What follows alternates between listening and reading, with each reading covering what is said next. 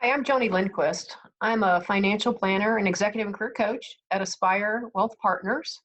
And we really help people master what's next in their lives and help them through transitions. And this includes both their work lives, their career, managing their career, and also managing their money and their financial lives. Because we think both the career and financial, it's really all a part of your life together. And I would argue that your career and managing that effectively helps you build your financial wealth. So today I'm just going to take a couple minutes and talk about, since we're in this great time of pandemic and unprecedented times for all of us, talk about leadership in times of crisis and some of the things I've learned in working with some of my executive coaching clients.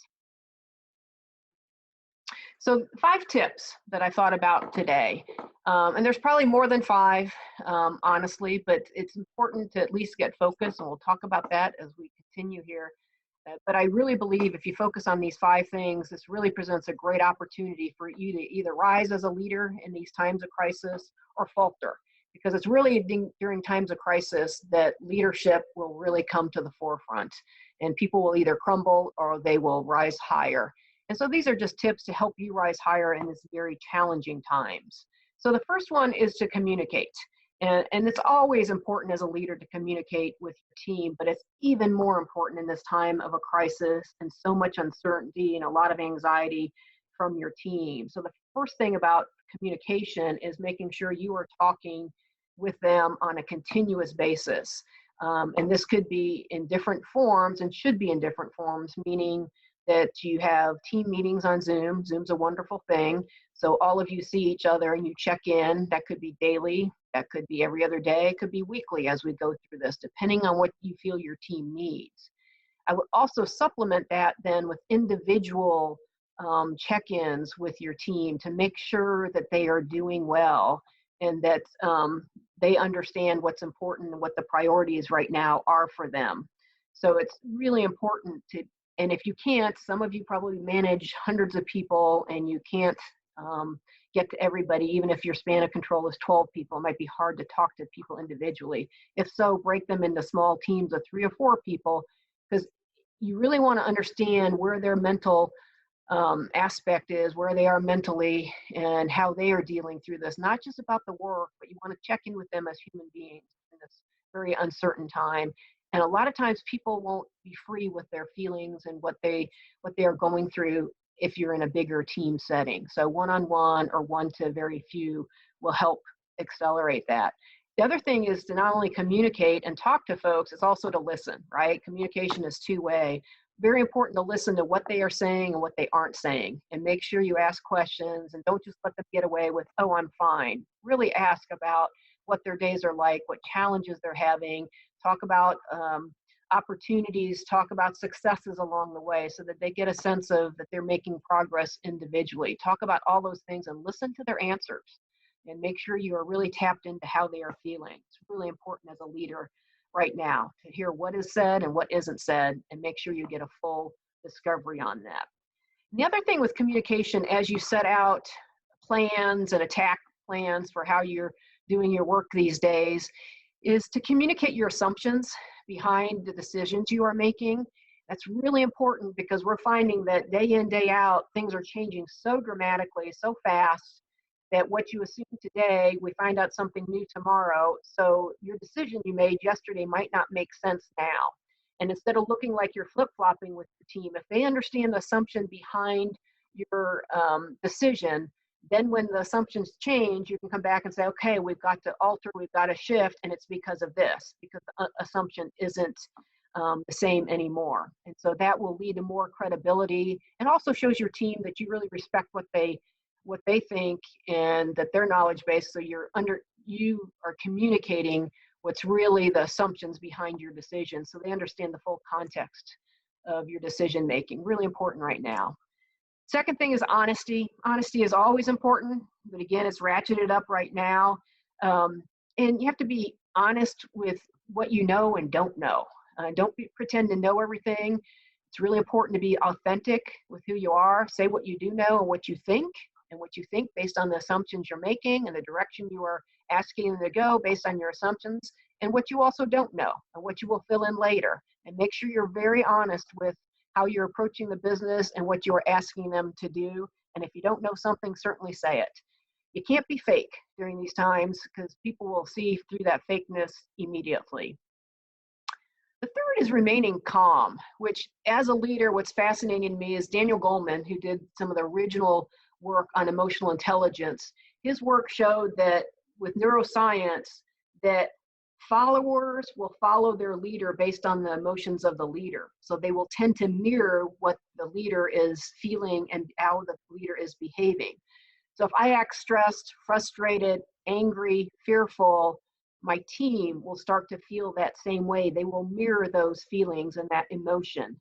However, if I remain calm, and even if I don't have all the answers, if I remain calm and we're going to get through this and let's take it day by day, week by week, if I remain calm and show that to the team, they're going to mirror that emotion.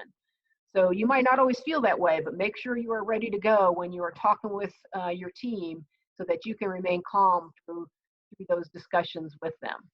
The fourth thing is to prioritize work. And in our knowledge-based society, there's always more work to be done than the time we have and the resources we have to do it. And the reality is most of our teams now are working remotely. They're also, if they have children, they're trying to also be teachers along with workers. And sadly, some of you may have team members who have been suffering with COVID or have family members or loved ones dealing with the actual virus and are sick themselves. So you're down in short team members at this point in time. So with reduced working hours, with reduced productivity, with losing some folks potentially along the way for time periods, you don't have a full 100% of your resources. Really critical to prioritize the work. And we have a tendency in our world anymore to be doing 20 different things at one point in time. Really important right now to back off of that. If you are introducing 3 new products this next quarter, back up from 3 to maybe 1 and get that one done and then get the next one and do it more sequential work right now versus trying to do a lot of things all at the same time. And really focus on the have-to-haves in your business versus the nice-to-haves. And the have-to-haves may change as we go through this. Again, you can continue to tell your folks why those changes have happened based on the assumptions you were making when you prioritize that work. So it helps people give that sense of control that they know and a sense of accomplishment that we got this thing done over the course of a couple weeks versus having many balls up and not feeling like they're making a lot of great progress. And if they know what they need to focus on, that will help them. If they got limited hours or they got distractions at home, that will help them focus on their work and you'll get the most productivity you can out of them at this point in time. And the last point I have here, my 5 tips, the 5th one is about short-term action. There was a really good article in the Wall Street Journal the week of April 24th, and this was written by Sam Walker on April 27th about leadership and how do we get this right as we start to reopen the economy and businesses. And a lot of this is about leadership in times of crisis and moving into this new reopening. And one of the quotes he wrote in there that I really like is, think ambitiously, but advance patiently.